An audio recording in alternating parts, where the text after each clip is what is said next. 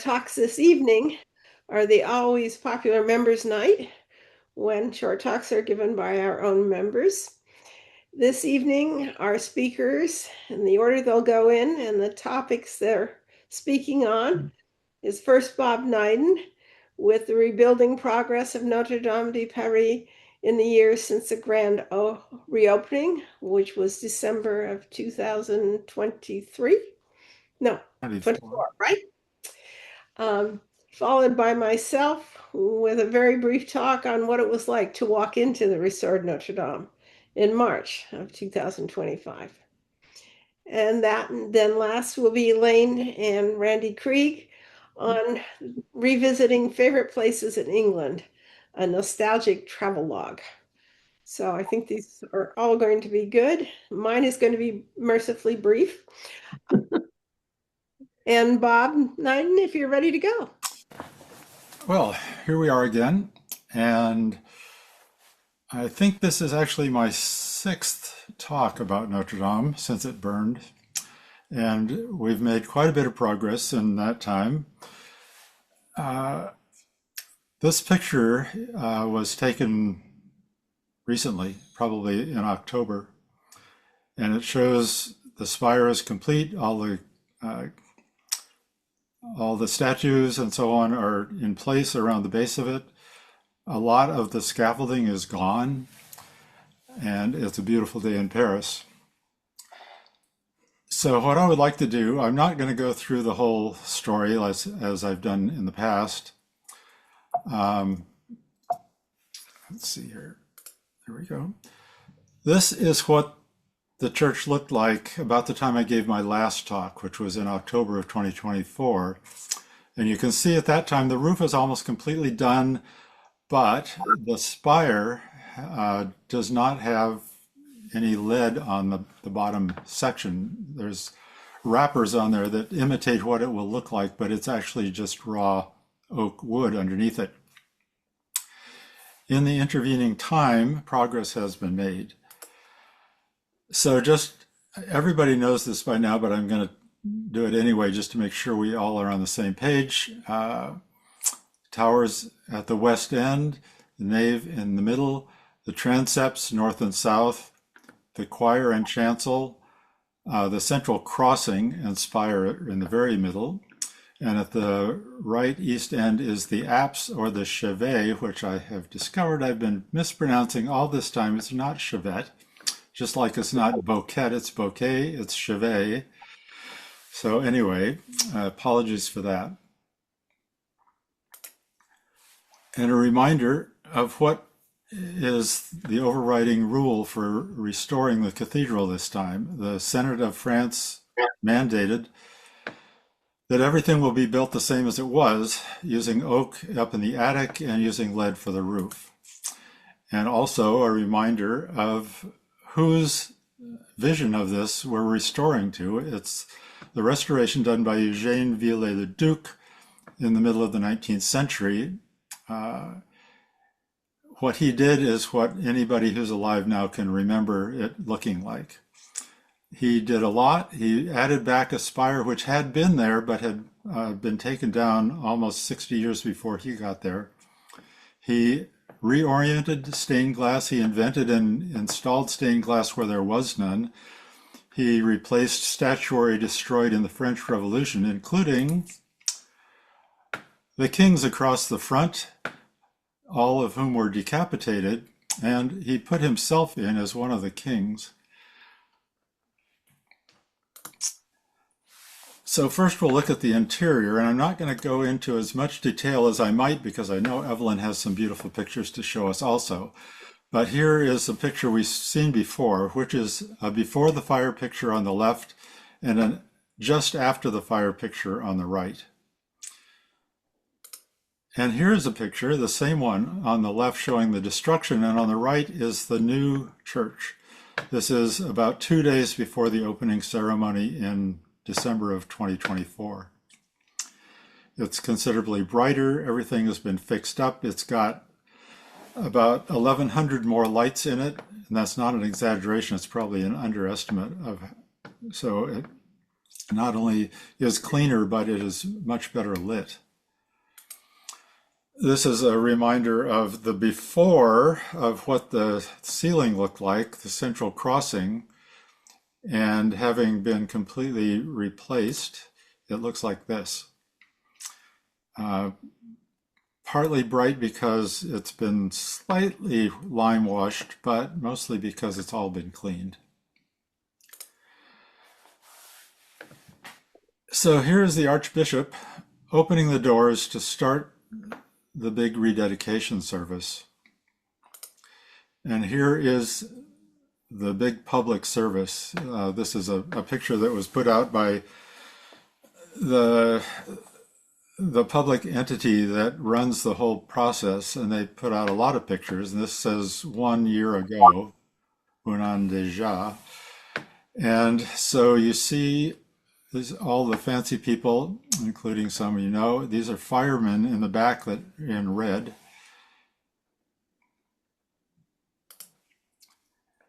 And then we jump to this past November when John Wilkes was in the cathedral, and he took a lot of beautiful pictures, and he's agreed to let me use some of them. So this is looking up the north aisle toward the east end. It's such a beautiful symmetry. If you look at the bottom, you also see that there's a ton of people in there. It's a very popular place to go, and this is in November. Here's the apse from the inside.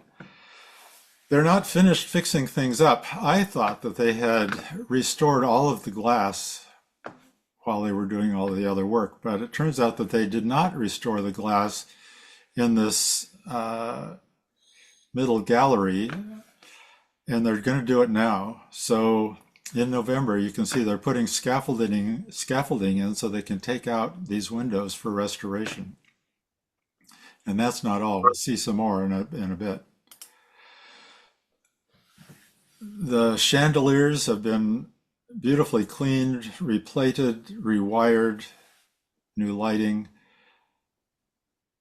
They've put in video screens here so that you can see the details when they're having a service. This is a picture that Evelyn took when she went. It was a much sunnier day. And this is that same north aisle on the other side, looking at the triforium, and the glass is shining brightly through from the rising sun. This is something that I haven't shown in any of the previous pictures or previous lectures. This is a diorama that was carved in the 13th century. It's the life of Jesus. It starts way down here with the Annunciation, the birth, and so on, all the way up to the Last Supper and so on. It was restored along with everything else, including touching up the paint, repairing some broken pieces, and so on. And I thought this was an appropriate detail of it to show. So here's Mary having just given birth with the kettle in the background, and then the next picture is the visit of the three kings, which happens tomorrow, which is Epiphany, the 6th of January. But they're beautifully carved, and I love Mary here. She's just given birth, and she's thinking, now what? There are chapels all the way around the outside edge of this church. And I'm not going to show you very many, but this one was brought to my attention by another YouTube person. This is a recently returned painting called The Black Madonna, which I think came from Poland or Czechoslovakia. Anyway, it's been restored, and it had not been in this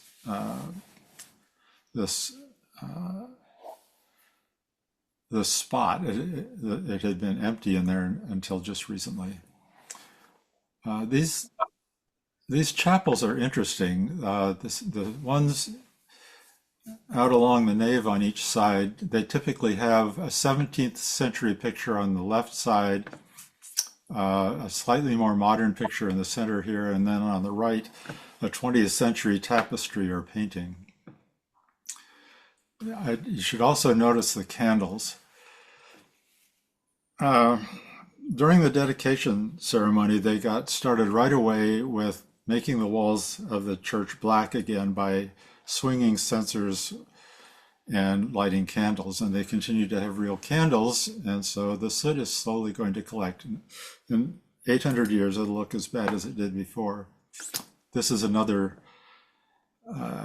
chapel, just showing the amazing paintwork. These were all restored or in some cases completely originally decorated by Viollet-le-Duc. And a lot of these windows were invented by him also. And just to show you that the church is actually used for real church-like things, this is a wedding that took place last October. One of the framing carpenters got married, and here is his, not crossed swords, but battle axes or wood cutting axes. I thought this was an interesting little sidelight.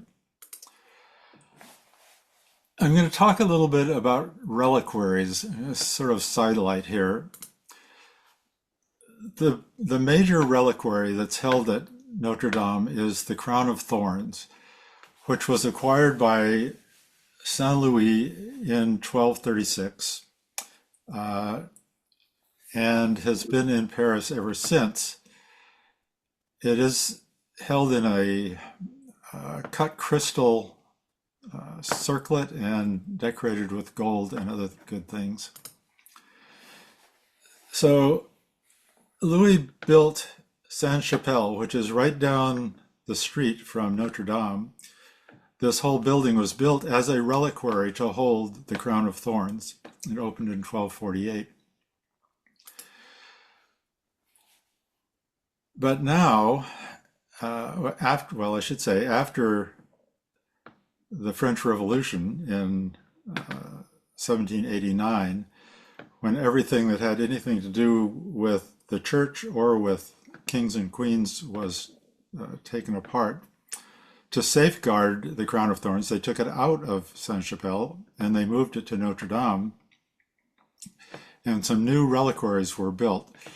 So there is a treasury attached to the church of Notre Dame, and John took some good pictures of it. So I'm not going to show you all the stuff in there, but I am going to show you some reliquaries. So the one on the left is the first one that was made after the French Revolution, and the crown sits inside this, out of the light of day and out of the light of despoliation, as they put it.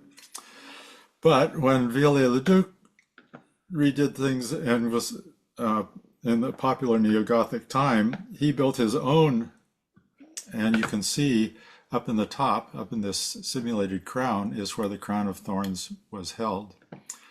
But now they've built a new reliquary, and this is it. It's quite large. It's covered with hundreds of glass squares, each of which has a cross in the middle of it. There's a lot of gold involved.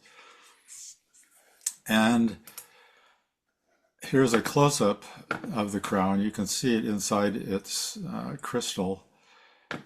And every Friday, they take it out of the safe and put it on display, and it hangs in the center of that big reliquary. This is something new. It used to be that it was only on the first Friday of the month and during Lent, which were rules that were set up by Louis IX, by the way, but they've decided that more people want to see it. So they take it out, they put it on the altar and venerate it, and then they hang it in here for 3.5 hours each Friday. One of the really brand new things is a tour of the towers. Now, you used to be able to go up into the towers, and you would start in the North Tower and you'd go up and you'd work your way across and come down in the South. But they've rearranged things. So you now go in the South Tower. You have to get a ticket in advance. I'm told that you can get them up to 2 months in advance. They cost 16 euro a piece. And you have a timed entry. So once you get in, you start going up the steps. And it's the same circular stone steps that have been there for ages, 424 steps to the top. but there are a number of intervening landings. One of them has several models. There's one that's got a cutaway of the tower that shows where you're going to climb. There are history lessons. There are old gargoyles. There's a bunch of stuff on the way up. In one of the landings, you come to this piece on the left, which is a newly built double helix staircase. So it starts off with one helix at the bottom going up, and then when it gets all the way to the top, there's another one that comes down in between, and it exits here. So the cool thing is people can go up and down at the same time without being in each other's way. This is reportedly the largest double helix staircase in the world, newly built out of wood by the same carpenters that restored the church. And it starts at the base of this wooden timber structure that supports the two giant bells up in the top. So it's this right hand, the south tower that we're talking about. Here's a picture of the thing a little farther up into the tower, and this is looking down the center. At the top of that staircase are the two biggest bells in the church. There are 8 other ones over in the other tower, but these two monsters are over here. That Emmanuel is the one that they ring for the funeral of famous people. And if you can see all the way to the top under the roof of the tower in this one picture. And this is during the dedication. They're actually ringing the bell, and you can see they're all wearing hearing protectors. One of the things that they had to do, in addition to reinforcing the timber structure that holds it all up, is they replaced these pieces across the top that the bell is actually hung on, that swings back and forth, because they were rotted and it would not be good if 28,000-pound bell fell. So they fixed that up. So you keep going up and up and up and up, and when you get to the top, you can look around and see gargoyles and other characters. And if you ever wondered what was on the top of a gargoyle, you can see that it's actually a gutter downspout. And in this picture, you can also see a pretty good view of the 16 statues that are at the base of this spire. There are 12 apostles and 4 symbols for each of the evangelists at the bottom of each of the 4 corners. You can also see the clocks that are in these dormer structures on the roof. There are 4 of them. They are not hooked up yet. The clock is apparently still in process. I'm eager to see it when they do it. They're supposed to be building a new one on the model of the old one. You can also see in this picture that they've removed the wooden supports from under all the flying buttresses adjacent to the nave. When you get to the very top, you have 5 minutes. That's the only time restriction on this tower tour, is they only give you 5 minutes at the very top just to keep down congestion. There are also safety nettings around so that you can't fall off or jump off or throw things.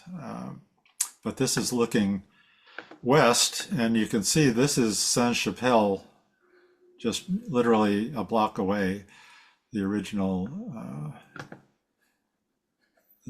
location for the Crown of Thorns, and over there is La Défense in the distance, in the Seine.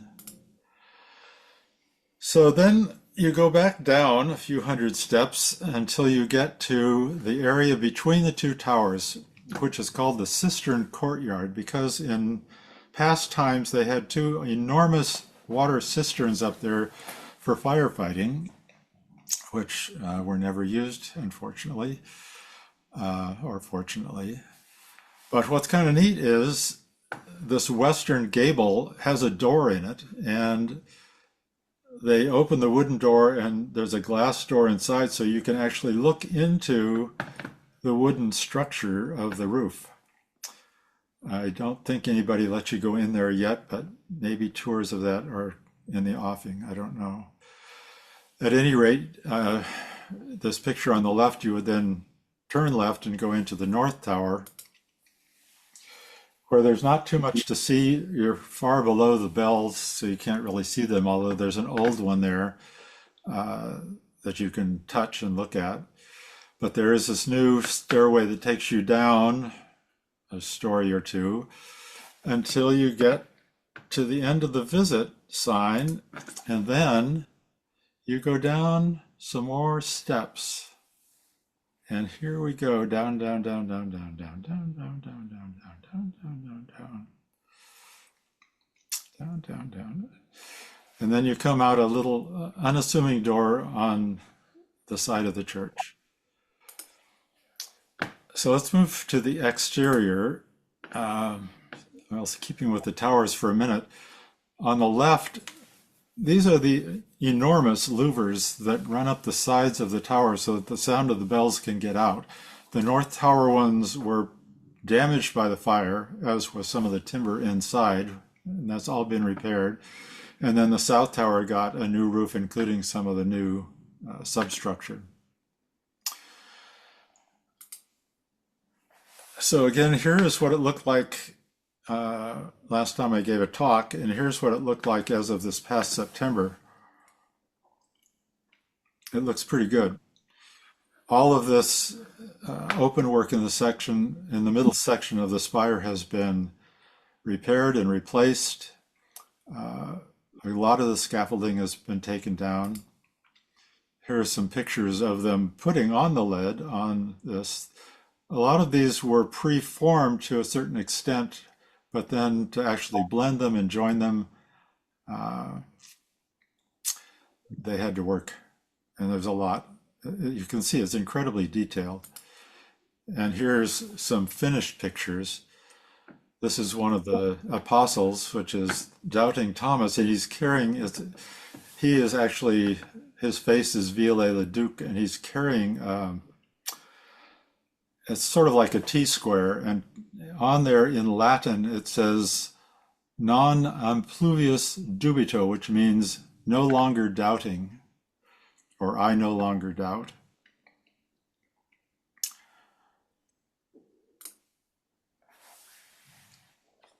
I mentioned they took out these supports that they had put in at the very beginning as a safeguard in case the whole thing collapsed while there was no roof structure holding the walls back.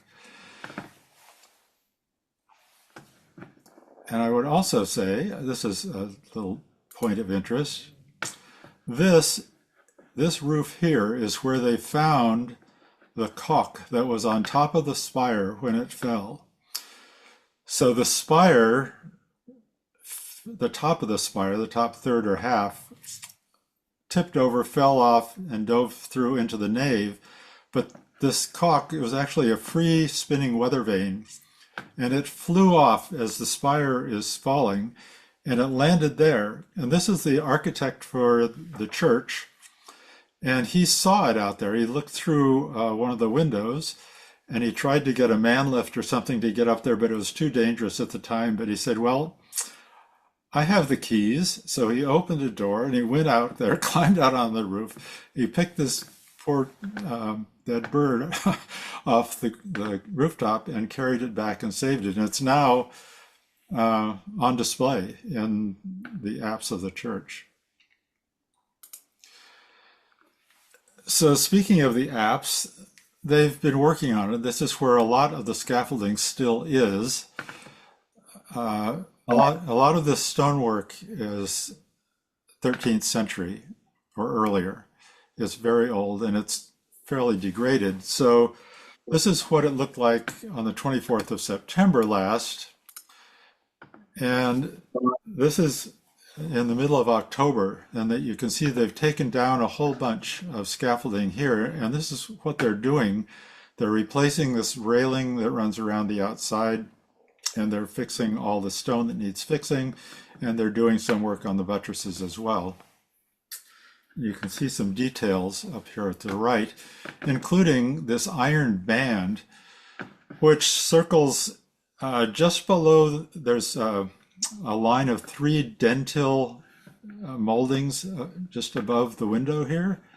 And that band runs around to hold everything in place. It doesn't look quite big enough to me as an engineering piece, but it hasn't fallen down yet, so I guess it's good. And then this picture was taken just this past November, and you can see here they've taken down a lot more scaffolding, but there's still work to be done on both sides of the of all the walls. So they put up a very handy poster that shows all the places that they're working or are going to work, and I've translated some of it. So the dark blue is work that has already started or is underway or maybe even partly complete. And that includes working on these facade walls of the apse and the flying buttresses. The pinnacles, these pinnacles that stick up on top of the ends of the flying buttresses a lot of them are heavily worn, and so they're replacing those. Then the sort of turquoise colored part of the church, some of it has been started, but most of it has yet to be done. So there are two buildings that are adjacent to the church that were built at the time of the restoration in the 19th century. One of them is the sacristy where the treasury is, and the other is, well, it's now the headquarters of, or the center of all of the mechanical apparatus that runs the church, all the lighting panels, all the fire monitoring, the air conditioning system, all that stuff is in this other building. But both of those buildings have not really been done anything to since they were built in 1860 or so.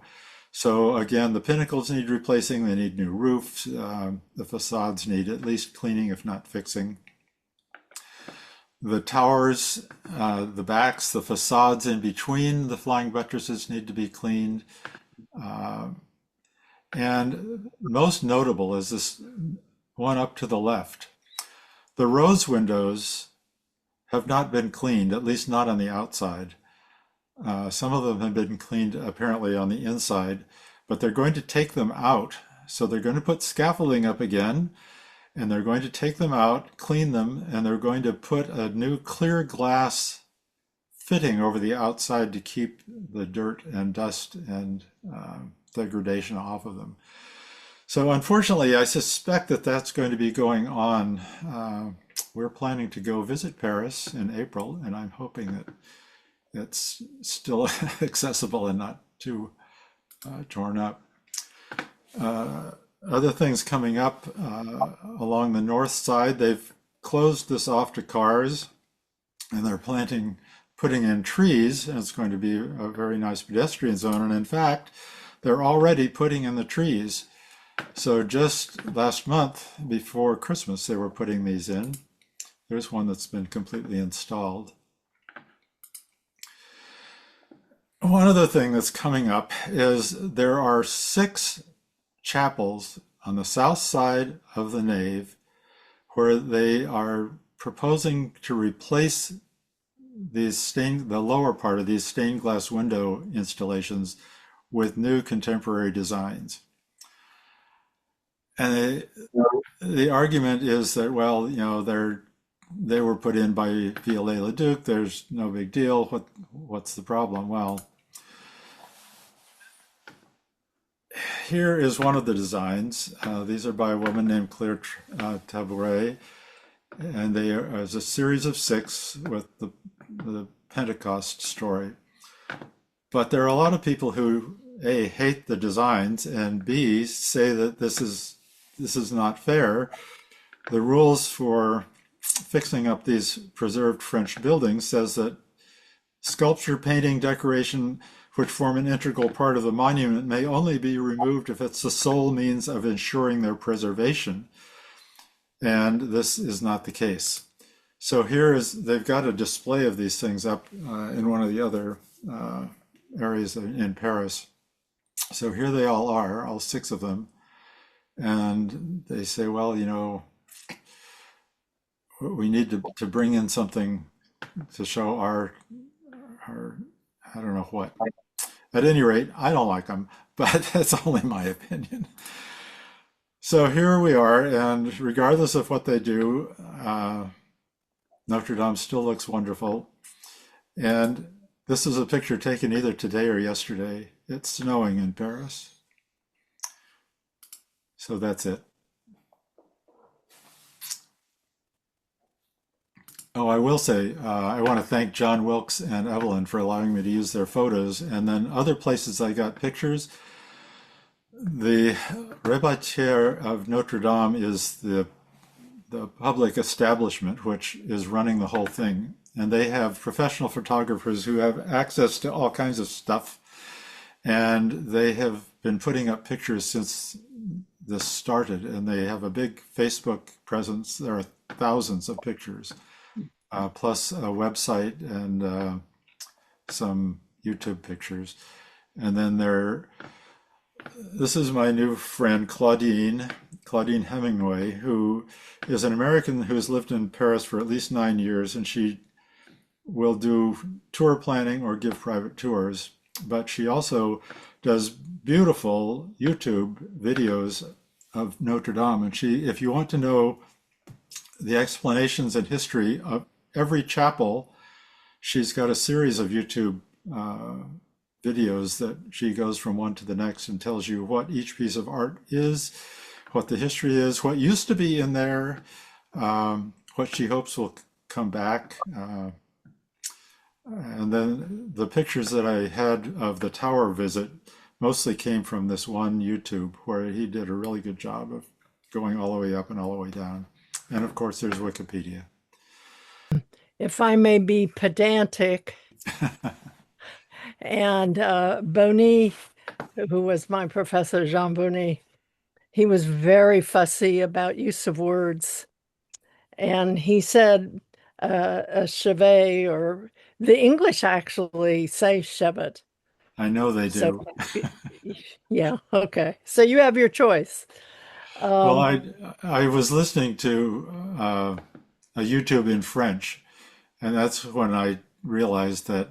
And then I went to, how do you pronounce this word on Google? And it says chevet. And there's a very nice woman saying chevet. So anyway. Well, Americans tend to pronounce French architectural terms that we use in English like the French, but the British, of course, don't at all. So you could say chevet. But anyway, Bonny would say an apse has no hemicycle.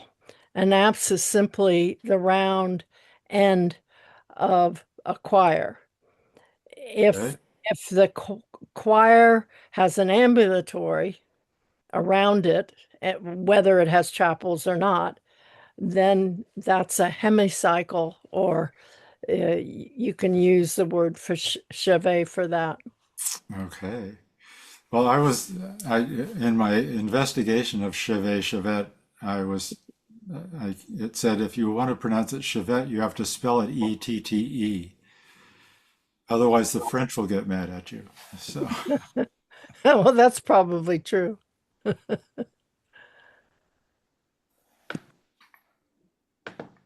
Other questions, comments?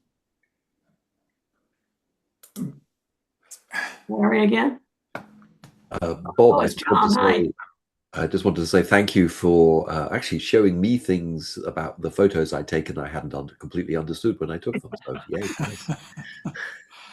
oh.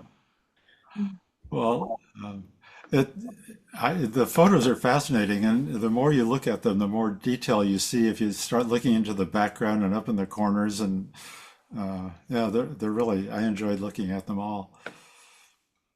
Shall we go on to Evelyn? So I'm going to talk about what it was like to actually get to walk into Notre Dame after the reopening. We went in March of 2025.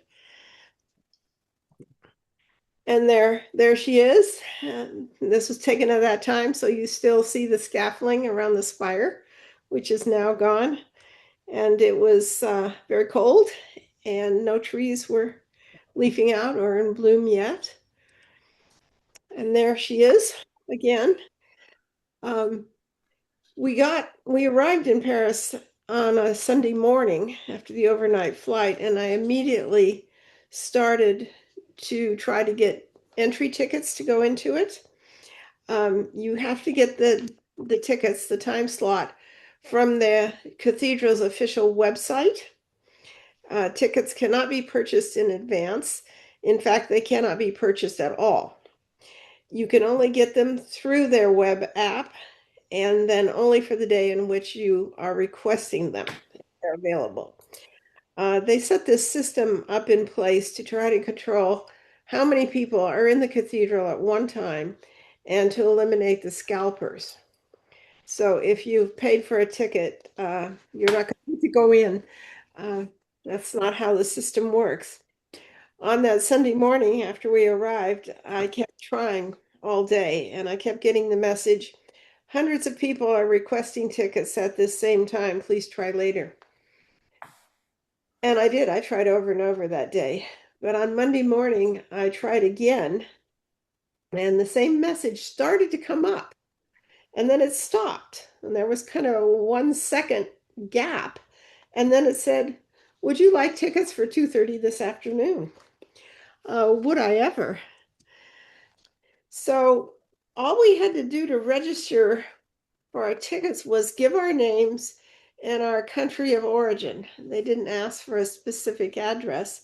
And once I had that typed in, then they told us when and where to line up and what portal we would go through. We were told to show up 15 minutes early. We walked over there 15 minutes early, and they said, oh, go in. Off to the left, you can barely see their heads, was the long, long line of people who did not have timed entries. And they would be allowed in as there was space available. But we walked right in. And this is what greeted us. This is what we got to see. It was just astonishing to walk in and see the beauty of the place. The cathedral absolutely dazzled, and it was hard to believe that anything so disastrous had ever happened there. The light through the stained glass windows streamed across the nave, and it reflected off of the opposite walls. The brass chandeliers gleamed. The overall feeling was one of light and beauty. You felt like the cathedral was getting to be its best self as it wrapped you in the warmth of its embrace. Here's a picture as we're walking in. Like almost everyone else, we simply sat down and looked up, marveling at what a miracle the cathedral's survival and its restoration had been. And while we were sitting there, we got to watch the light as it shimmered through the windows and onto the opposite walls. In the background, we could hear that they were tuning the upper register of the organ. Our visit had an auditory element as well as a visual one. It was lovely to be there while they were working on that. You'd hear a few notes individually, and then all of those notes again combined in a sequence. It was really a sweet thing that was going on in addition to what you were getting to see.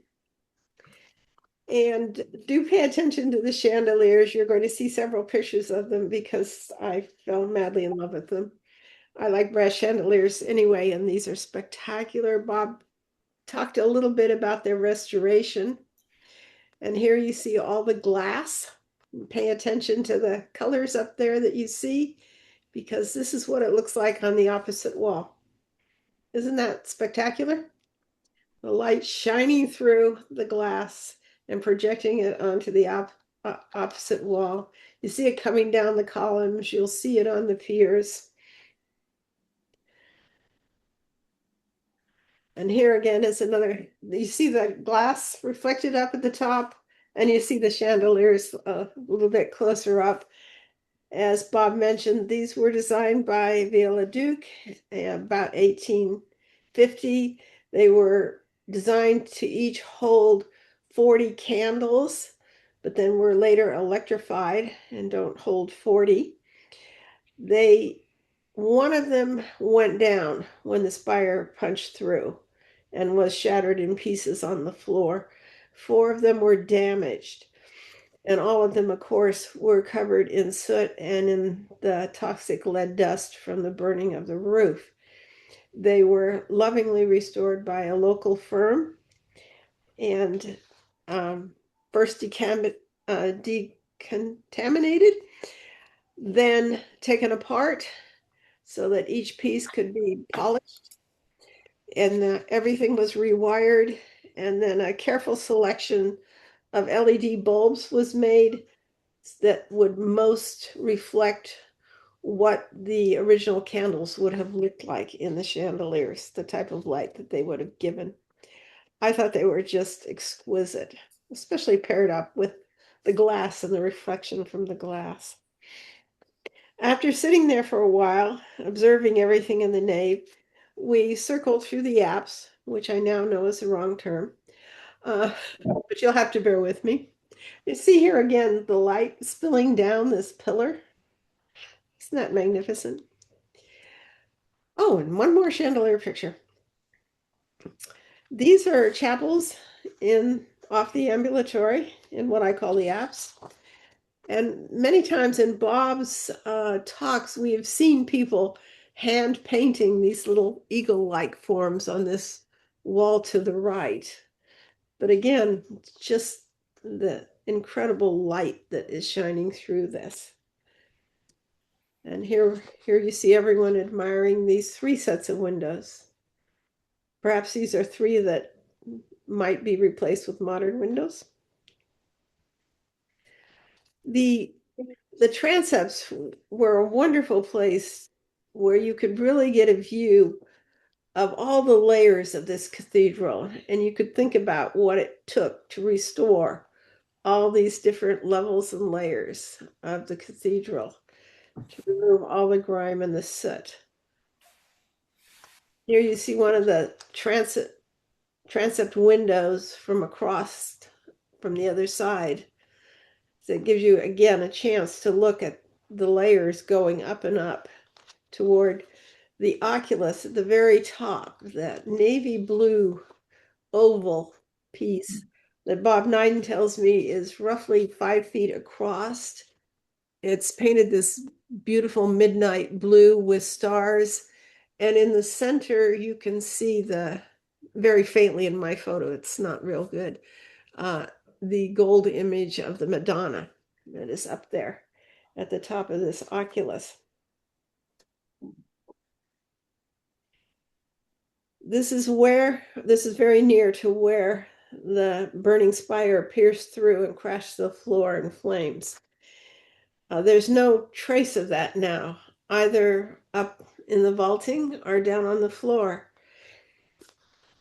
We were able to attend a conference the next evening, not a conference, a concert the next evening, and sat about where these front rows of chairs are. And I could look up at that oculus.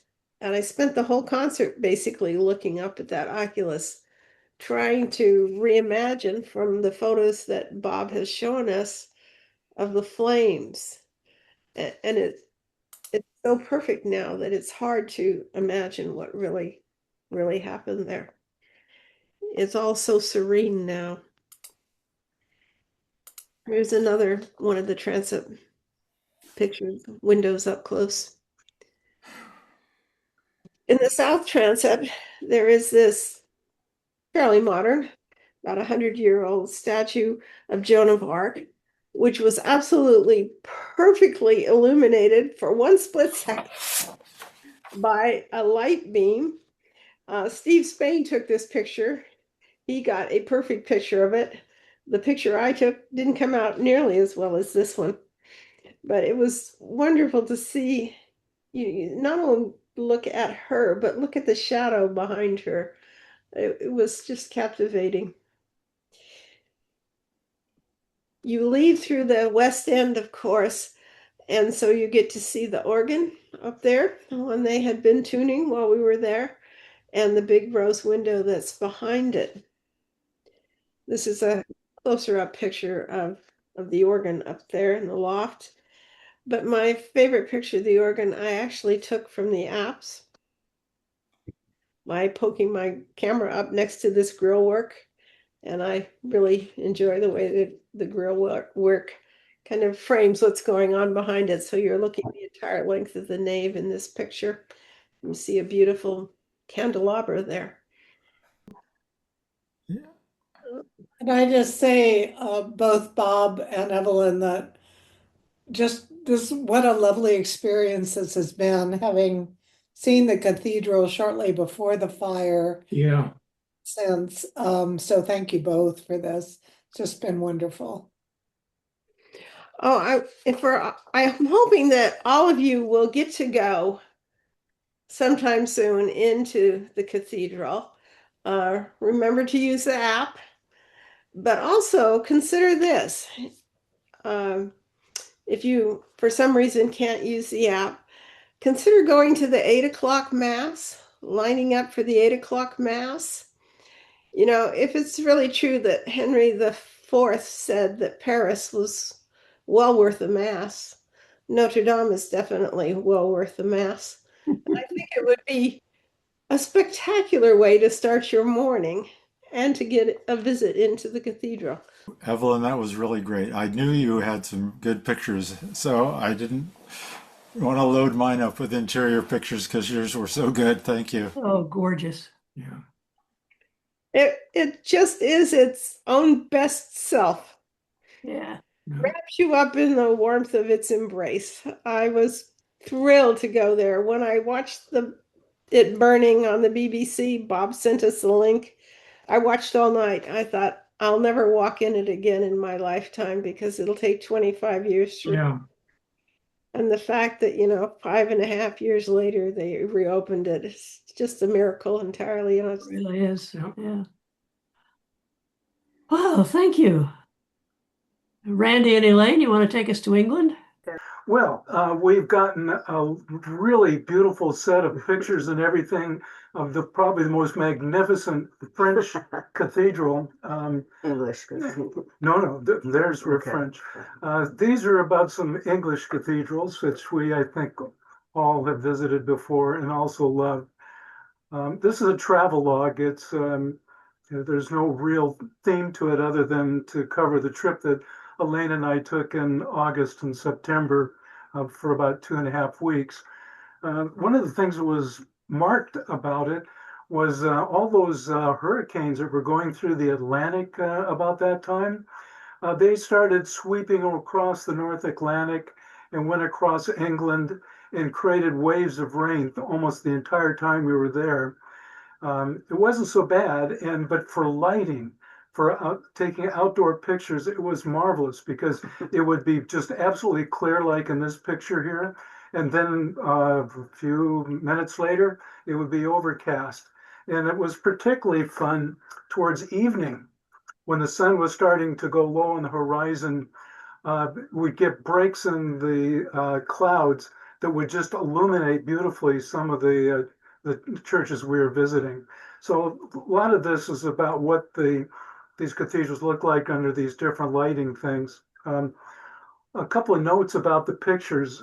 You probably remember that I used to like to travel with you all by carrying big cameras around and tripods and stuff. And over the years, I graduated from slide film to early digital cameras, but still nice cameras with big lenses and all that sort of thing.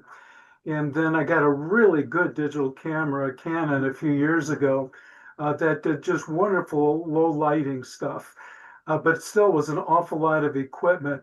But now we use strictly our iPhone cameras. Wow. Every picture you'll see here, except a couple I have stolen from Wikipedia, came from our iPhone cameras.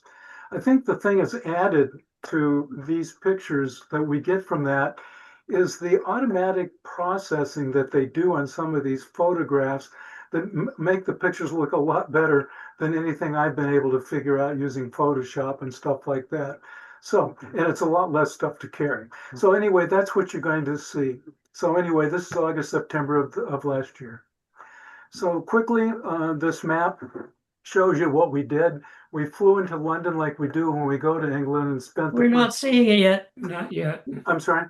We're not seeing the map yet. Oh, I see. Yeah, okay. There we go. No. Yeah, there you That's are. the problem with two screens. Okay, we got it now. Yeah. This map here shows the travel that we did on that trip.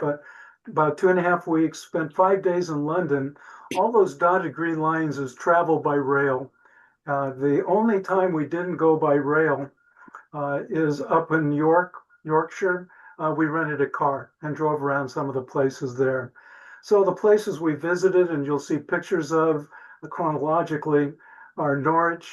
Then we took up to York, and then Helmsley up in Yorkshire, Richmond, Grassington, which is where the All Creatures Great and Small have been filmed, the new series, back down to London and over to Salisbury and Winchester before coming home. So an opportunity to see the large, great cathedrals in England.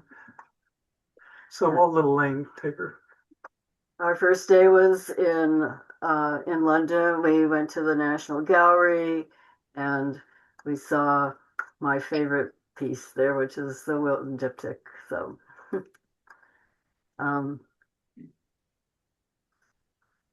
This is the second day. second Oh, day. did you want me to go back? Oh, that's okay. No, this is typical. We were at Westminster Pier, and keep going. This is the first time we've seen Big Ben since it was cleaned up. Mm. Yeah, this picture was taken from the bridge. Yeah. The Westminster Bridge. Yeah, Westminster Bridge. And then if you cross around Big Ben, going towards the Minster or the Abbey, this is the view looking back. You can see the London Eye back there.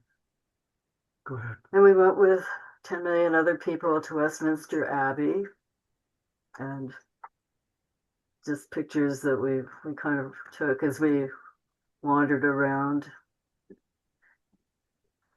Yeah, this is walking down from the front doors down the nave towards the high altar. Significant because this is where the coronations are done. That screen, jeez.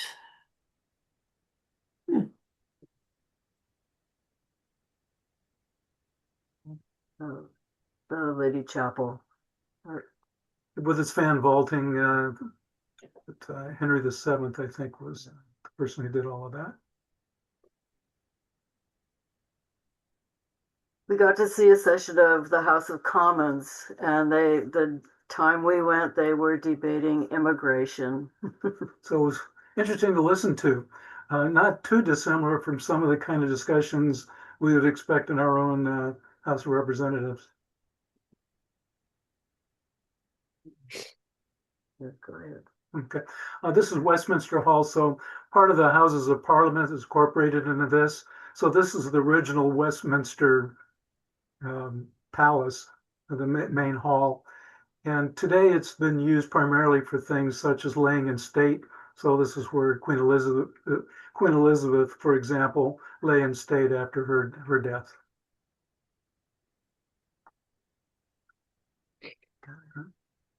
Okay, then took a day trip up to Norwich, which, if you might know, I love this cathedral. I love the roof bosses, and revisited some of our favorite spots in the cathedral. Go ahead. Oops. There you go. I love it because it's Romanesque, but then the ceiling is Gothic. And point out in the center, the baptismal font is actually a kettle from Roundtree Confectionery Company that went out of business, and they donated the cooking kettle to be their new font. Go on. Yeah. And then these are just the interior, headed toward the east end. So you can tell about the cat. Yeah, so we walk in, and on one of the was this part of the choir? Anyway, it was along the church. There was this cat, and it just, as you can see, quite at leisure. And while we were there, a couple were walking through. There weren't many people in the cathedral, but they had their dog with them. And as they were walking down, the dog suddenly took note of the cat and just started going crazy, barking at it. And that cat didn't bat a single whisker. It was, anyway, our favorite cat. So the effigy on the right, the only other vertical one I've seen, I think, is William Blake in Westminster Abbey, but the notation at the bottom, Thomas Gooding, here do stay, waiting for God's judgment day. And the top actually has a reminder to those that are looking at his effigy that someday you're going to be like me. And again, walking around, this is the East End. It's apsidal.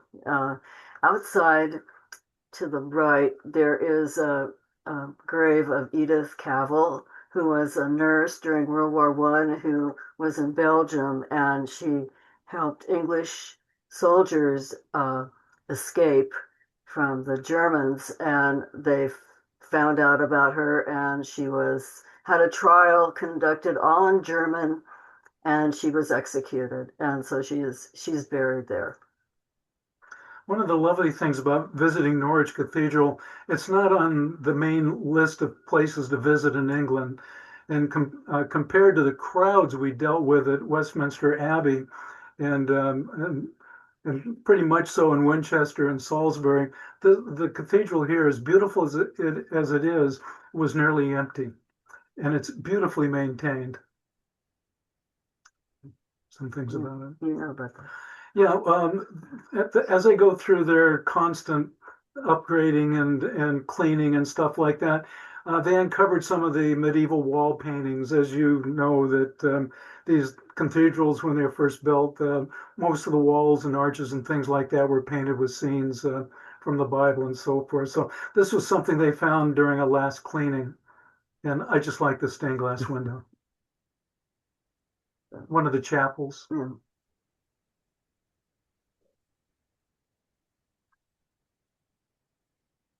So this is my favorite roof boss. It's the Green Man. It's out in the cathedral cloister, and it's if you remember, I gave a presentation about the roof bosses, and the ones out in the cloister are somewhat random, but this is one of the more unusual ones and the more famous of them.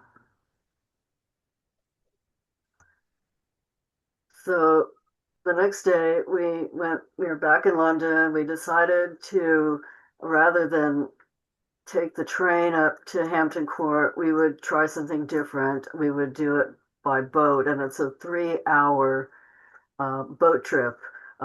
Randy and I have both hiked the Thames Path, but this gave us a chance to see some places from a totally different angle. So that's the Battersea Power Station. And noted it's built in the brick cathedral style. And something I was not aware of is they pointed out that is the church where Benedict Arnold is buried. Yeah, the thing about the Battersea Power Station, there's another large version of it cut in half, more towards downtown, and that's the new Tate Modern. They converted that old power station into the Tate Modern. And we'll just continue. Yeah, continue. Yeah, so these are just some pictures as we went up on a very wet day. This is going past Kew Gardens. That's passing Kew Gardens. Went past Kingston on Thames, which at least in this part was kind of a resort area. Not so much at this day. All along this area, as we got more towards Kew Gardens and past, are all these riverside mansions. that people had their own boat that they could go onto the river and all that sort of thing. How the better half lives, I think. There are two locks between Westminster and Hampton Court. The Thames is tidal going up a bit of this way, and the first lock we didn't have to use because the tide had lifted the river high enough, so we didn't have to use it. But we did have to use the Teddington lock. Exiting the Teddington lock, there was hardly anybody on the boat. A big tour bus was supposed to have joined it, but they got lost in the weather, and we had the place to ourselves. We had some entertainment. There was a group of women having a girls' day out, so they were dancing and singing, and so we had some entertainment on the way. So we go to Hampton Court on land. This time we approached it from the Thames. And that shows that's our boat. We're across the river. This is at the end of our time out there. We threw this picture in here just to kind of show that Hampton Court is really in two parts. The first part, the bricky looking part of it in the drawing there, and that's the entrance to it, is the part that everyone thinks of when they think of Hampton Court. And that's the Hampton Court of Cardinal Wolsey, and then later, not much later, Henry VIII. But then there's the whole back part, which is built in a Baroque style that was done by William and Mary when they wanted to create Hampton Court into being the Versailles of London or England. Should I go on? Go ahead there. So this is the main thing, I believe. The two main things in the old part of Hampton Court is the old Great Hall. And then we went to a garden place for some tea, and Elaine found this this horse that grows flowers and stuff. And this is the other thing in the old part of the palace, the court chapel, Royal. They had some things on exhibit on the mezzanine, including this crown. I didn't bother to take the time to figure out what it was. Sorry about that. So I like this painting that was on display there. It showed very clearly the two parts of Hampton Court, but it emphasized the effort that William and Mary went to put the gardens into a more continental style. And these are some of the Baroque rooms. After that, and just kind of spinning around London, we took the train up to York, and this is the hotel we stayed at. Yeah, and it's right across the street from the Minster. So that's a view of the Minster from just outside the door of the Dean Court. And then we got there in the early afternoon. So just before closing, we went in and took a couple of quick pictures. Glad we did. It wasn't very crowded. These pictures are the same angle, but taken as the clouds were clearing, as the sun was starting to set, and the sun just beautifully lit the front of the Minster. And then showing off the low light capability of the camera. That picture was taken about 10 o'clock at night. I think most of you are familiar with Clifford's Tower. That goes back to the original fortifications the Normans put in when they established their power in the north. Okay, this is St. Mary's Abbey was one of the largest abbeys before the dissolution, and the Yorkshire Museum has several artifacts from it, as well as they were having a big exhibit of the Viking influence in York, and we were just in time for a wedding, which I think was actually two guys. So, and this was at the museum. It reminded me of some of the displays in the British Museum. It was a beautiful exhibit. We didn't throw a lot of pictures in of it, but that was the main thing to see in the history museum they had there. And then went down to the Merchant Adventurers Hall, and keep going. And then back to the Minster.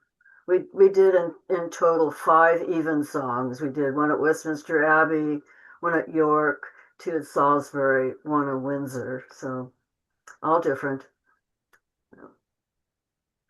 So the crossing, and then the chapter house reminds me a little bit of Salisbury, but has some same kind of story around some of the corbels are rather interesting. They all seem to center on physical ailments or mental illness. So that's ceiling and Randy's stained glass windows. Oh, this is the East End.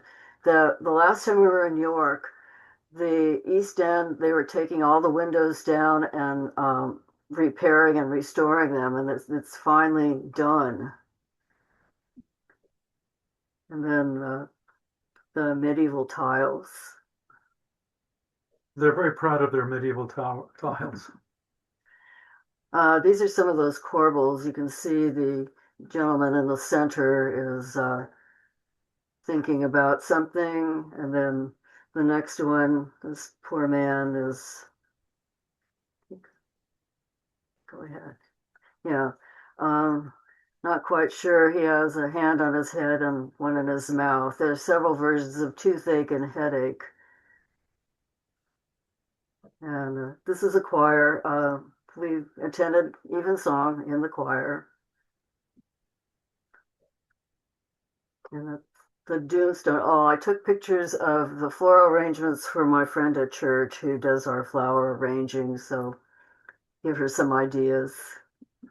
Yeah, the Dunestone was kind of a picture in stone of what happens to you, I guess, if you don't die in the right way with God.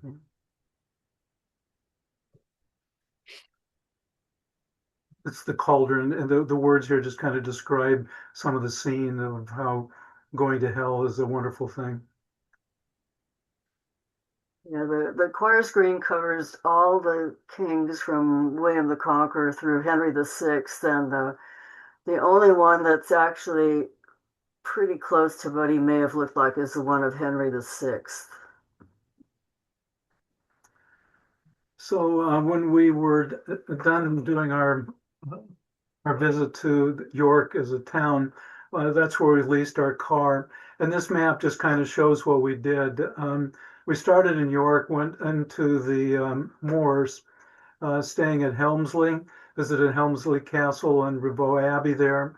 And then we continued on to Osmotherley, where it is near the, what's the name of it? Mount Grace Priory. Then on to Richmond. And then Kell I circled because we spent a night there when we did our hike across North England. Not much to it, but it's right in the middle of the Dales. And then down to Grassington, where we spent a night celebrating all creatures great and small. And that was a quick 3-day drive. So this is our hotel, the Feathers. It has kind of a wildlife theme to it. I thought all the country hotels we stayed at were just really lovely. The car actually reminds me of our new electric car. It had a great GPS. Once we learned how to use it. We had some interesting times with that. So, Bob, you may remember when I first took your classes, my first paper I did was about the relationship between Helmsley Castle and Ribot Abbey. And we've been to this place many times. It is, I think, is one of the most incredibly beautiful places that I've been to. So at its heyday, it looked like this.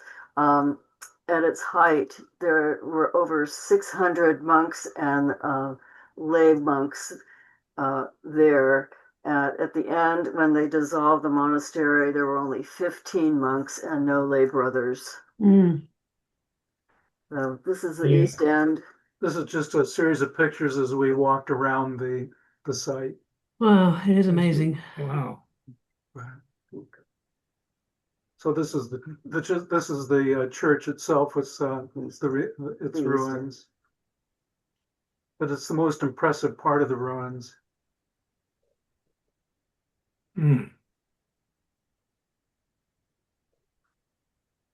particularly like that picture. It just kind of showed the setting as well as the beauty of the stonework. Mm-hmm. I like this picture because it shows that when the dissolution came, the new owner actually was Thomas Manners, whose family and ancestors, Walter Speck, had actually sponsored the building of the abbey. He bought the property from the crown. He inventoried everything, including nails, and anything gold, silver, gems went back to the crown, but he kept any kind of timber, lead, stained glass, and he even counted nails in his inventory.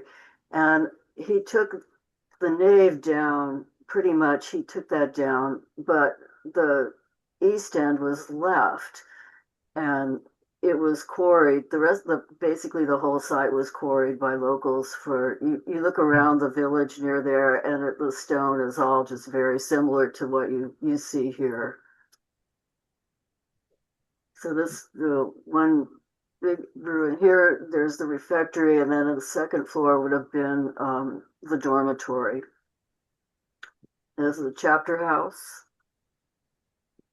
and then Back to Helmsley. we went back to Helmsley. When we got back, it was early evening, and after dinner, I took a walk just over the castle. It was closed, but what I wanted to do is join up with the Cleveland Way. It's the national trail that goes through Helmsley and up into the Yorkshire Moors. We hiked it for a couple of days several years ago. 1994. Right. And it's just a beautiful area. So this is kind of where the trail goes by Helmsley, looking back at Helmsley. So it's a well-traveled trail, not that day, but it's very good shape. And looking back from just going up the trail a ways is Helmsley Castle, just on the side of town. Did you want to? No, that's. So the next few pictures of Helmsley Castle during the Civil War was significantly slighted. So the model kind of shows what it might have been, what it was at one time, which is a pretty mighty fortress that one very seldom hears about. So this is kind of what you get to see today. If it wasn't for the artistry, it would be difficult to tell what some of the ruins were. Yeah. The entrance. The deal they made when the Republic, what's the during the Civil War? Oh, the Roundheads. Yeah. So the deal was parliamentarians. They could keep the height of the tower, but only one half of the tower. This was the manor house. You can tell it had been remodeled several times. The square windows indicate this was probably during the Tudor times. And then the moat. And so that was the visit to Helmsley. And then we drove up through the moors, out the escarpment on the north side, and then went towards the center of the island and stopped at Mount Grace Priory. Yeah, Mount Grace Priory it's a totally different from Rivaux. First of all, these are Carthusians who are essentially monks and hermits, and they had very little contact with one another, and that was deliberate. This is the best preserved Carthusian site. There is the Charterhouse in London, which is worth a visit, but it has been converted into a retirement house now. And there is some remains of the original abbey, but not much. So this has a reconstructed monk's cell, and it gives you an idea of how a monk would have lived. All right, in this picture in the center is the reconstructed cell. And so it was basically, it wasn't really a cell, it was like a garden apartment. You had on the first floor work areas. The second floor was for sleeping, and then also each monk had a garden for for food and all that. So the church was used very, very little. Yeah, the church was used very little. If you notice, it's like maybe a quarter, a third the size of the one at Rivaux, and that's because they used it once.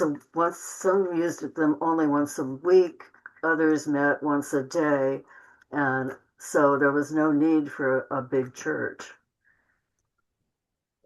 So this is the monk cell, the entrance, and to the right you can see a square there, and next one. This was an L-shaped pass-through where they would deliver food or books or whatever, and it was L-shaped, so you would never have contact with the person on either end. And then this is a reconstructed garden, and this was the well. This was their water source. This is of course, one of the things that was one of the essential things for building a monastic community was you had to have a good source of water. And this is another view of the monks' cloister. So at the dissolution, this was bought by the crown of the Lascelles family, who are related, I think, to the current family, converted the abbot's house into a manor house. This picture has only real significance to us. This is a little town called Denbigh Wiske. It was about 2/3 of the way as we crossed from the North Sea Irish Sea to the North Sea. And this little sign here says we had 60 more miles to go. So on to Richmond. This is our second night stop. That evening, it was too late to do anything other than dinner. So around 9 o'clock or so, it was still light enough. I walked around the perimeter of the castle. That's the Swale River below. Next day, we went back to the castle. This is the town square. Town square, yeah. So these are the pictures from inside the castle. It's been used pretty continuously over time as a prison, as a military training facility. It was a prison for conscientious objectors. So it's had a history. So I climbed the top of the tower and took this picture looking back up the River Swale Valley.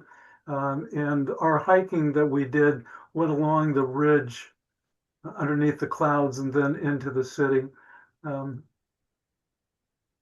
Just memory lane for us. The River Swale. They had a nice little garden park in the middle of town. It was basically the ruins of a monastery. The part of the church still remains, but only as an object of place to grow things. And then on to Grassington. What we didn't show on our pictures here is the drive that we did through the Dales, which is a bunch of one-lane roads that on this particular day was incredibly busy with people going out for afternoon lunches and stuff like that. So we didn't have an opportunity to stop for pictures particularly, but I can assure you it was very beautiful. But then we stopped at Grassington that night. Yeah. Okay, this is in the series, this is the Drovers pub, the Drovers Arms. And this is only 8 rooms in the hotel. Each one's named for a person or a place in the series. So we had the Darrowby Suite. The series we're talking about, of course, is All Creatures Great and Small. And if you're familiar with it, the white door is that Skeldale house. Okay, then when we were done with Grassington, we returned the car and took the train to Salisbury. And for those of you who have done it before, that's kind of an adventure because you got to go through London. And if you're unlucky like we were, there'll be some kind of a strike. And so we had a very difficult time changing train stations to go from the north to the trains that go out towards the west. But we made it. And this is Elaine's picture that next morning. Favorite. Yeah. This is our hotel. We've stayed here many times. It has nice rooms, but very wonky stairs. It's a series of very old buildings. This is at the entrance to the close that goes past Sarum College as you're going to the cathedral. St. Anne's Gate. I think it's St. Anne's Gate. And I'm sure this is very familiar to many of you, Sarum College. And you turn your back and there's Salisbury Cathedral. I took this the evening we arrived. What's nice about this lighting wise is even though it's not in bright sun, there's no shadows. So you can see the detail across the whole building. And then that same evening, the clouds started breaking up and the setting sun went through the clouds. And I got these series of pictures of the front of Salisbury Cathedral. And then just as it was getting ready to set, it just really lit it up in this beautiful orange. And then it started raining again. So here's Salisbury Cathedral in a pretty good rain, kind of models the thing up a little bit, but still with direct sunlight coming in from the side. And then the rain stopped. And then after the sunset, that's what you get to see. The Salisbury Cathedral has just been so much a favorite of ours, and I know it certainly is of yours, Bob. But we go there almost every time we go to England, and we never tire of it. Our friend Stephen Abbott from the choir, who we hosted in 2017, has since retired, and they moved out of the close, and they now live just outside the close on one of the main drags going toward the train station. So I think the interior of Salisbury Cathedral, to me, with the perfect marble, the darker columns and stuff like that, is just a marvelous combination of shades and colors. So much more modest than the other. Yeah, yeah. Yeah. Oh, that's it. My altar. The altarpiece, yeah. Oh, That's the dean. my favorite tomb effigy is of Robert de Hungerford, and this time when we came, I couldn't get a picture of it right away because they were doing checking into the graffiti on it. Several years ago, I went on one of the very first graffiti tours that they did, but this one, the lady in the green sweater obviously is in charge, but they were making notes everywhere about what was there, what they found. Skip through these. Yeah. I think Model. many of you have seen the models that they put in to teach kids who are visiting how the cathedral is built, and it appealed to me very much too. So I took pictures of it. I liked how they showed all the building trades and how they were employed to build this magnificent building in its day. Then we took a part of a day and went down to Winchester, again by train. We probably need to move through these pretty quick. Yeah, okay. This day, I couldn't believe Salisbury Cathedral was fairly well visited, but in Winchester, there were just very few people there at all. We were there mainly, I wanted to see the Jane Austen exhibits for her 250th birthday. So, and I love the tomb effigies. This is Cardinal Beaufort, and the tiles. The last time we were in Winchester, we couldn't get to the East End because they had taken down all these mortuary chests, and they've been going through them to kind of figure out who exactly is buried there, because after there were originally 6, but after the Civil War, where they were trashed, they were destroyed, and they've been only able to restore 4, but the bones are so mixed up, and some of the discoveries they've made is they found animal bones, they have found the bones of a child, but supposedly we know Canute, Queen Emma, William Rufus, and Ethelred the Unready are at least 4 of the people that they know were buried there. Yes. So this is what I really wanted to see, the Jane Austen. So we've been here before, but this, it's interesting.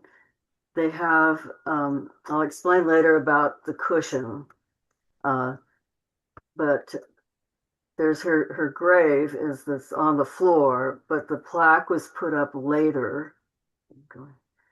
That's the actual stone. And neither one of them mention anything about her being a writer. Oh, Known to many by her writings. Well, but I mean, I'm teasing. that was later. All right, now this is something I found really interesting. I read a book.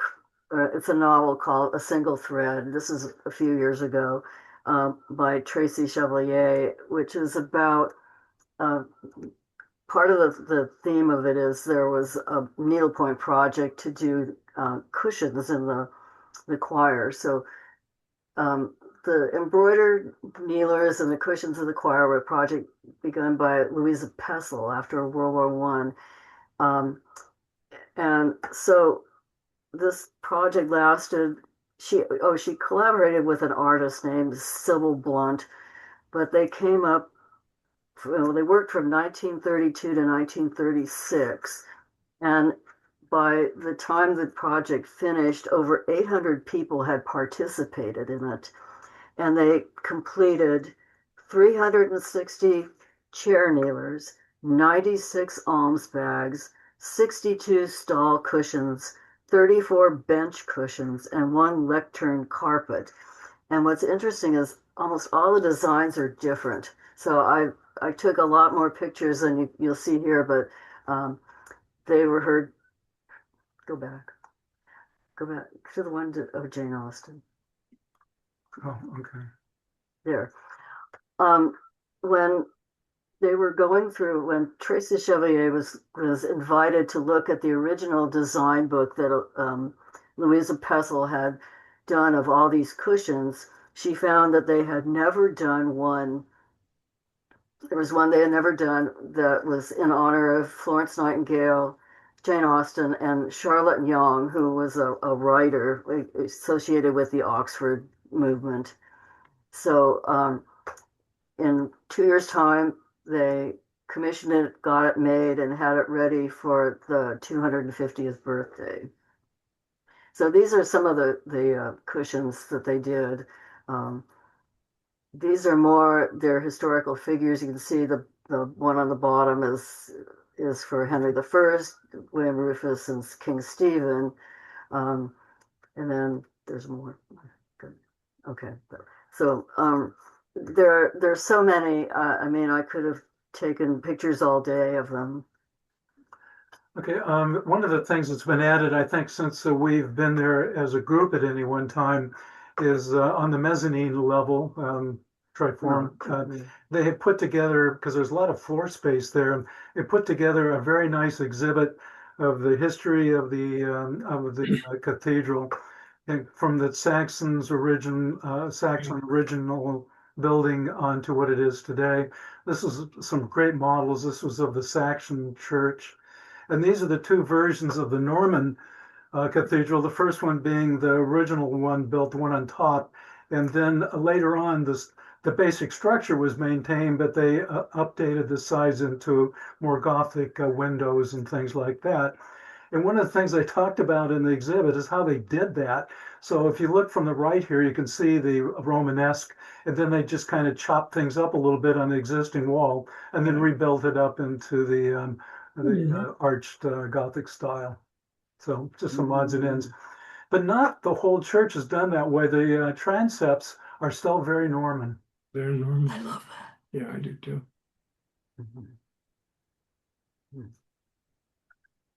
So we're back at one last time at Salisbury Cathedral. so we'll just blast through these here. And that's it, isn't it? Excellent. Now we're going to Windsor. Oh, that's right. I believe so. This is looking back. Sarum College is to the left there. I think the dean's house was in here someplace, and I thought it was nice that the rainbow kind of came down on it. Yeah. Okay, and then Windsor is where we close out our trips to England. We spent a couple of nights there before flying home. And so after a long, arduous train ride from Salisbury to London and then back out to Windsor, we went to the afternoon tea, which Elaine enjoyed. Who wouldn't? Yeah. This is the place we stay. It's called the Sir Christopher Wren Hotel. It's right on the river. So these windows right there where you look out if you're having tea. And this is the kind of view you get from doing that. Across the river is Eton College, and those are some of the boathouses for the college, for the school. And then this is the shopping district near the Windsor Castle. It's the main tourist shopping area. Yeah, they do. And this is the entrance. Visitors mostly go into the castle from this entrance or out of it. And behind it is the chapel. And this is what I do. My last day, I always take this walk. It goes from the main entrance of Windsor Castle up to the ridge to the hunting park. That's 3 miles from where I'm standing about to that ridge and back. So it's a 6-mile walk. But it's absolutely beautiful and I love doing it. So this is going into the hunting area where they still keep deer. And that's George the third, George the Third up there. And this is up just under the statue looking back to Windsor Castle, 3 miles away. When I did this walk, it was just 2 days before Trump was visiting.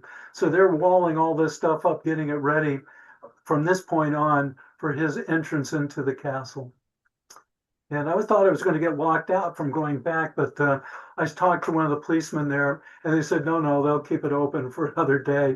And I said, by the way, when you close it, you can keep him if you like. And he said, we have our own. I think he's referring to Boris Johnson.